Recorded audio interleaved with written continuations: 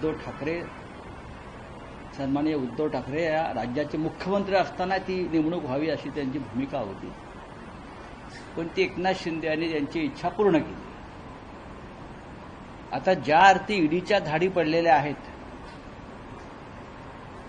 फडणवीस मंत्रिमंडळातील एका मंत्र्यानं नियुक्त केलेल्या आयुक्तावर, याचा अर्थ त्या धाडीचे धागेदोरे त्या संबंधित मंत्र्यापर्यंत जाऊ शकतात. कारण तो अधिकारी नेमण्याचं काम दादा भुसे यांनी केलं असं चर्चा तेव्हाही होती, आजही आहे. आणि ते रेकॉर्डवरती आहे, त्यांचे शिफारस पत्र आहे माझ्या माहितीप्रमाणे. पण ठीक आहे, आता पाहू तपास यंत्रणा काय करतायत. की नवीन जो एक कायदा महाराष्ट्रामध्ये आलेला आहे, फडणवीस ऍक्ट, की समज द्या आणि सोडून द्या. जसं काल काही मंत्र्यांना समज दिली आणि सोडून दिला, हा नवीन फडणवीस ऍक्ट आलाय महाराष्ट्रात. बाकी सगळे जे असतात त्यांच्यावर कायदेशीर कारवाई होईल, जनसुरक्षा कायद्याखाली त्यांना अटकाव होतील, भ्रष्टाचार विरोधी कायद्याखाली अटकाव होतील, इतर होईल.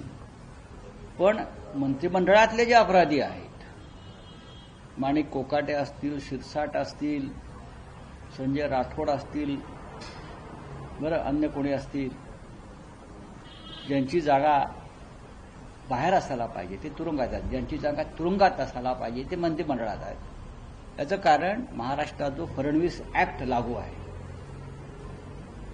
आधी वॉशिंग मशीन मग फडणवीस ऍक्ट, ही समज द्यायची आणि माफ करायची. शिंदेच्या भोवती फास आवळला जातो. या निमित्ताने सगळी जी नावं समोर येत आहेत ते शिंदेच्या कुटुंबाशी निगडीत किंवा शिंदेच्या मंत्र्यांच्या अवतीभोवती पाहायला मिळतात. नक्की तसं दिसतंय या क्षणी, पण त्याच्यावर या क्षणी मत व्यक्त करणं योग्य नाही.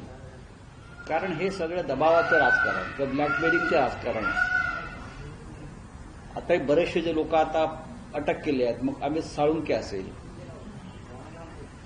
झारखंडमध्ये घोटाळा किंवा अन्य आहेत. आता हे काल पडलेले धाड आहे वसई विरारच्या आयुक्तांवर, हे सगळं पाहता जे मिंदे गटाची लोक आहेत त्यांना हा कोणीतरी इशारा देत आहे, याद राखा, फार हालचाल करावी.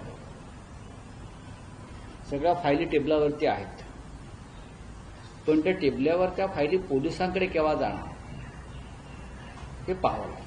माणिकराव कोकाटे 20 ते 22 मिनिटं रमी खेळत होते सभागृहामध्ये बसून, असा अहवाल आल्याचा दावा केला जातोय. विधिमंडळाची चौकशीचा अहवाल आहे, म्हणजे नुसतं काही सेकंड नाही, मात्र 22 मिनिटं जे ते पत्ते खेळत. अशा अहवालांना फडणवीस किती किंमत देतात किंवा विधानसभेचे अध्यक्ष किती किंमत देतात, हा प्रश्न